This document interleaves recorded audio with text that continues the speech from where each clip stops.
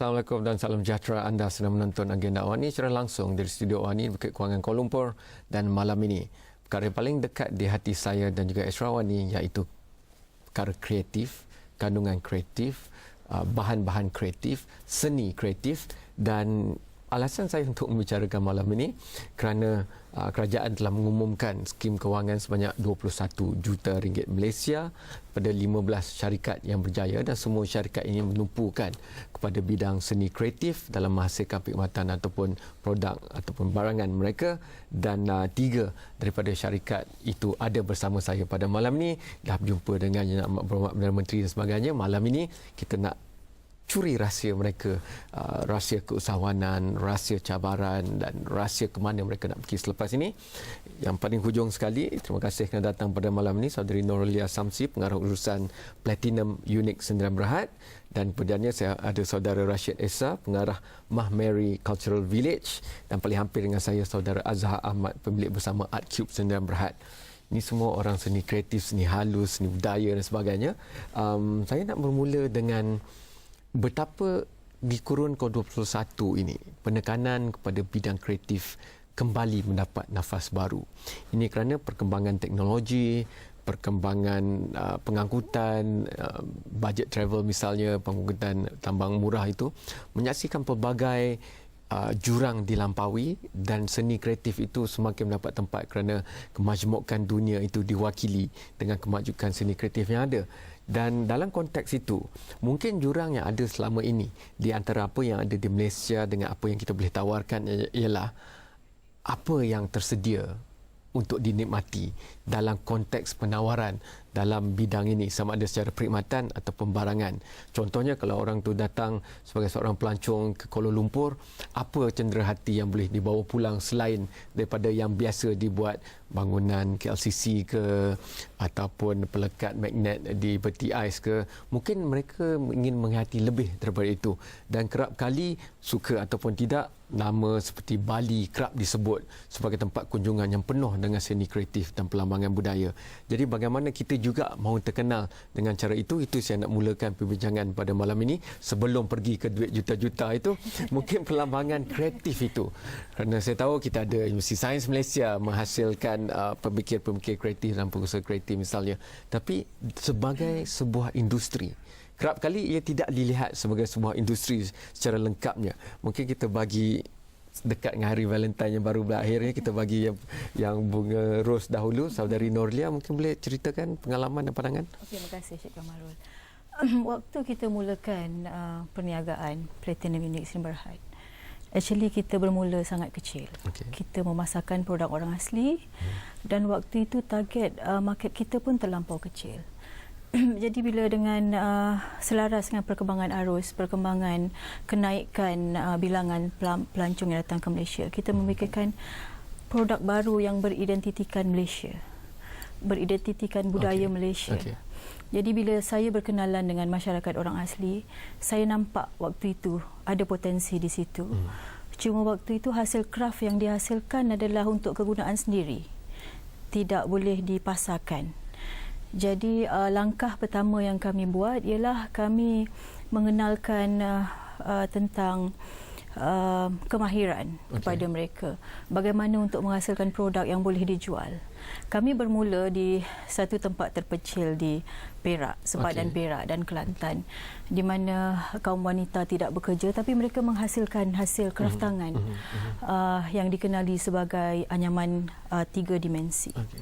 Jadi waktu itu bila kita mulakan bengkel tu, yang kita panggil bengkel, tak ada apa-apa waktu tu, hanya ada 2-3 orang perempuan, tapi kita bergerak pantas sebab permintaan ada di situ. Jadi selepas tu kita mendapat tempat di Kraft Tangan Malaysia, kemudian kita buka kedai di Batu Cave dan di Museum Negara. Jadi dah mula nampak perkembangan. Dan waktu itu kaum wanita, waktu kita bermula, mereka mendapat pendapatan lebih kurang RM300 seorang sebulan. Jadi itu dah menjadi satu mata pencaharian untuk mereka. Tapi kita sekarang bila bercakap tentang orang asli Mahmeri, mereka dah jauh ke depan. Jadi kita gembira, dan mereka telah menghasilkan produk yang banyak beridentitikan Malaysia. Saudara Rashid, mungkin itu bermulanya, tapi kembangnya itu Saya nampak di laman seseorang ada origami dan tentunya ada untuk membawanya ke tahap yang lebih tinggi itu. Kerana asas kita tahu itu tapaknya, tetapi perkembangannya itu. Kalau kita lihat dari sudut kreatif, kalau kita jual satu produk tu dengan dibrandkan sebagai craft. Jadi craft ni tak membawa banyak makna. Siapa pun boleh buat, rupa pun macam mana, kita tak ada identitinya. Tapi kalau kita kata seni, kita pentingkan siapa yang buat, bahan apa yang kita pakai. Jadi dari situ saya dah berdapat idea, kita tahu kita ada identiti. Jadi siapa yang nak iktiraf identiti itu. Jadi kita tahu UNESCO adalah satu badan yang mengiktiraf gitu. Jadi daripada craft kita naikkan ke art, seni. Jadi seni UNESCO menerima, tetapi dengan syarat ketat. Ada 5 syarat yang harus kita patuhi. Kita yang paling susah is fair. Kita kena berlaku adil. Mana kita tak boleh exploit sama ada orang yang pembuat ataupun kita tak boleh exploit environment. Di sini yang kita dapati orang asli lah yang paling sesuai. Jadi bila saya perkenalkan satu pada UNESCO, saya dapat jawapan within 2-3 hari dah jawab. Jadi selepas tu dah jadi jarahlah 20 produk diiktiraf UNESCO sebagai produk yang memenuhi 5 kriteria ketat. Okey, so Rashid, kita pergi rehat yang pertama. Nanti saya nak sambung balik dengan tanya bagaimana daripada pengiktirafan itu nak tukarkan menjadi komersial itu, dan kemudiannya Saudara Azhar pun jadi paling dekat, tapi paling akhir saya nak tanya kerana saya nak masukkan nilai seni itu sebagai satu kelebihan bagi masyarakat kita sebenarnya, tapi kadang-kadang sekarang ni dia menjadi halangan pula, dan kita nampak komuniti di luar lebih maju dalam aspek itu. Bagaimana nak jambatankan jurang itu kita bincangkan selepas ini.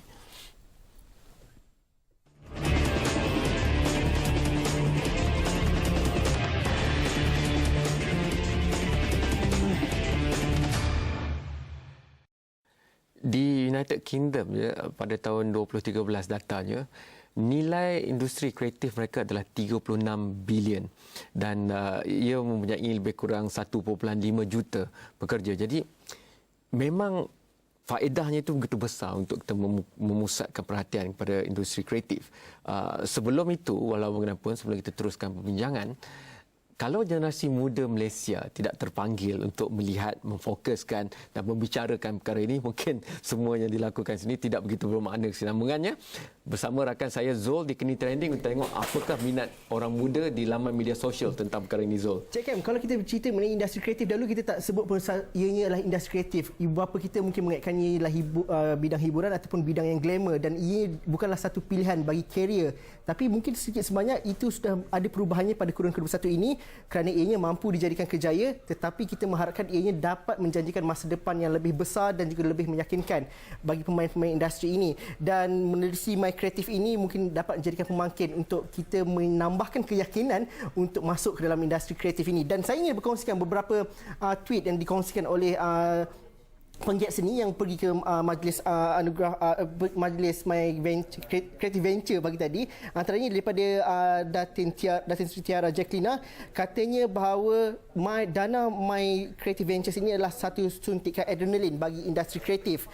Dan bagi Sezi Falak pula, perkongsian ianya ialah perkongsian muat naik gambar ke Instagram yang baru saja selesai sesi pitching idea perniagaannya bersama suami. Dan seperti ramai yang maklum bahawa Sezi menjalankan perniagaan fashion online melalui streetfashionkl.com, dan bagi penerbit dan pengarahan Saizek juga tidak ketinggalan mencuba nasib menerusi My Creative Ventures, dan nampaknya turut menjemput orang ramai untuk terus menghantar idea pitching menerusi mycreative.com. Ini mereka yang sudah dikenali dalam bidang hiburan tanah air. Akan tetapi ramai juga perbualan-perbualan di media sosial mengatakan bahawa bagaimana mereka yang mempunyai idea yang cukup besar dalam industri kreatif, akan tetapi mungkin tidak mempunyai nama yang besar. Dan itu juga mungkin menyukarkan mereka untuk mendapatkan dana daripada My Creative Venture ini. Dan kita juga mungkin dapat melihat ataupun memandang potensi-potensi mereka yang kecil ini tapi mempunyai impian yang besar.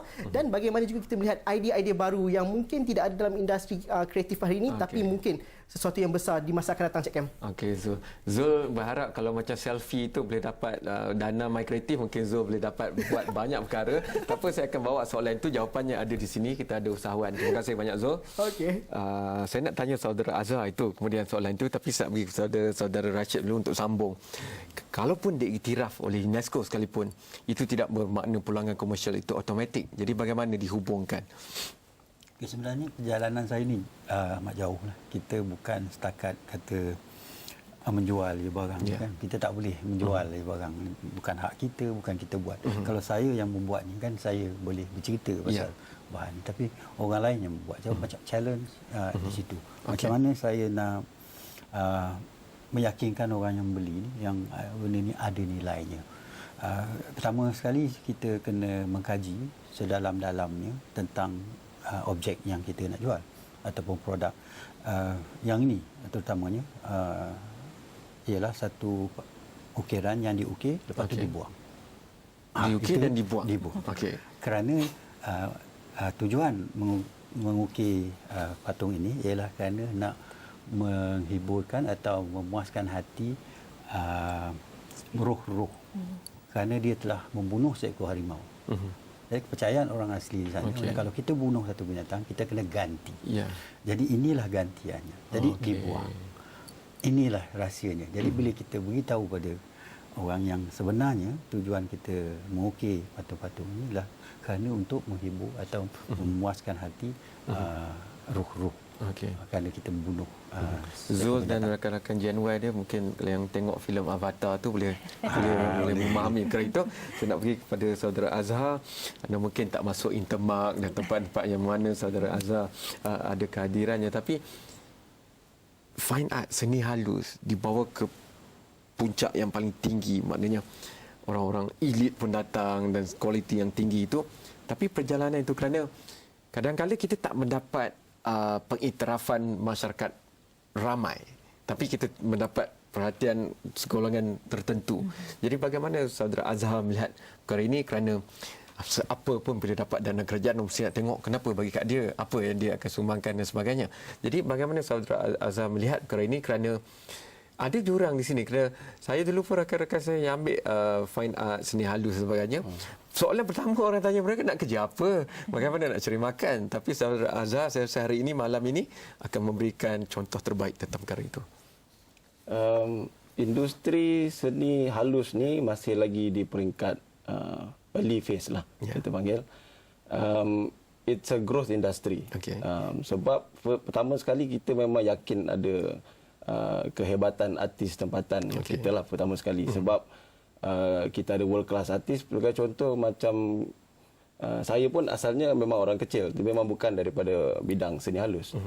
Saya biochemist by training, partner saya adalah seorang electrical engineer. Tapi kita dah masuk dalam this industry, and kita tengok ada banyak nama-nama artis yang dah ada pencapaian di peringkat antarabangsa. Sebagai contohnya, for example, di masa Beijing Olympics 2008, artis kita, pengarcar kita Muntalik Musa dapat satu sculpture di luar Bird's Nest Stadium, yang besar tu. Jadi tapi bila kita tengok sekeliling kita, tak ada coverage dari segi media coverage, orang tak tahu pun apa semua tu. So kita tengok there's something here. So artis kita macam contohnya pergi ke luar negara, dapat pengiktirafan. Sushi Sulaiman pergi ke dokumenta di Germany.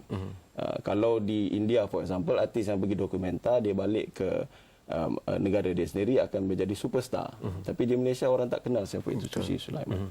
Jadi kita tengok ada positif kat situ yang maknanya dia underdeveloped. Jadi macam mana kita nak develop? Jadi kita try to pitch to create awareness lah, pergi kepada corporate companies, government bodies and all that. So masa kita find out yang government ada buat insentif untuk MyCreative, ada 200 juta sebenarnya untuk disalurkan kepada kreatif industri. Jadi kita try, kita menyelak lah. And then bila kita pitch tu, MyCreative pun tanya, you've been doing this for the past 5 years and then you tak ada dapat projek pun, Arca for example. Jadi macam mana kalau kita bagi duit ni, macam mana you nak prove yang you boleh keluarkan dan orang ambil, komersialkan. Jadi kita punya jawapan 5 tahun lepas tiada MyCreative. Jadi maknanya it's a process. Sebab itulah dia tak dapat. Maknanya it's a process yang mana government sekarang dah sedar, there's something here, might as well kita support. You know, macam you cakap tadi, KDNK, GDP growth, contribution of UK or US, normally dia daripada 5 ke 7%. Tapi kalau Malaysia masih lagi 1.3%. So ada banyak growth lah. Okey, kita rehat dahulu. Apabila kembali, itu jalan nak sampai ke sini. Jalan ke depan bagaimana?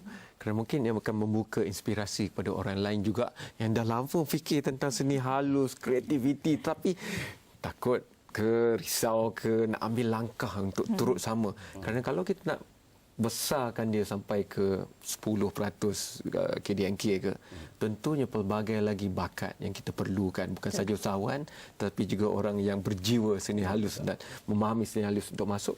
Itu kita bicarakan selepas ini.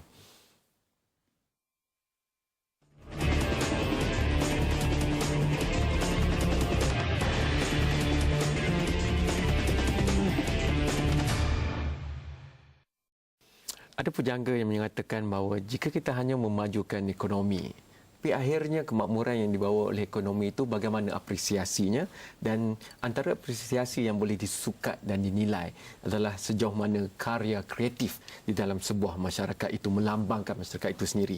Inilah percakapan di antaranya, bukan hanya nak bercakap pasal usahawan, boleh jual, komersial, tetapi dia sebenarnya mewakili nilai warisan bangsa, budaya dan sebagainya. Dalam konteks itu, bagaimana kita nak menuju ke depan? Mah Mary telah pun dikenali, semakin ramai di dunia yang mengenalinya, tapi kita mahu lebih ke depan. Kita mengakui betapa kayanya tradisi Bali yang sejak tahun berdekad-dekad lamanya, 1950-an, 60-an, telah pun keluar sebagai pusat seni yang begitu penting. Dan itu yang menjadi tarikan pelancongan, bukan hanya pantai dan sebagainya. Di Malaysia, bila kita nak tengok tu, mungkin sekurang-kurangnya di Pulau Keri dan di daerah Kelang tu boleh jadi juga daerah warisan budaya seni halus misalnya. Okey, matlamat kita sekarang, kita bukan saja nak mengendekahkan ukiran kayu ataupun anyaman, tapi kita nakkan masyarakat orang asli itu ke depan. Kalau misal kata di Bali, macam Encik Kamarul sebutkan tadi, kita akan secara tak langsung kalau kita ke sana, kita nak tengok apa? Kecak-kecak environment. Tapi bila masyarakat luar ataupun masyarakat Malaysia sendiri ke Pulau Keri, mereka tak tahu apa yang nak dilihat di sana. Padahal mereka ada tarian Jo'oh. Mereka ada hari kebesaran seperti 1 Mac ni, dia akan menyambut Hari Moyang. Tapi yang saya kesalkan kat sini, ramai yang hadir ialah orang asing yang tinggal di Malaysia. Masyarakat Malaysia tak ramai yang mau melihat budaya ini. Kenapa agaknya pada pandangan seorang pencinta seni dan usahawan? Oh, ini kurangnya pengetahuan, kurangnya pendedahan tentang, in fact kalau di sekolah pun tak ada pelajaran orang asli. Masyarakat Mah Mary tak ada.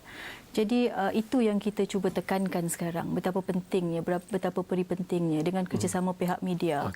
Kemudian mereka dah bergerak jauh sebenarnya, Cik Kamarul.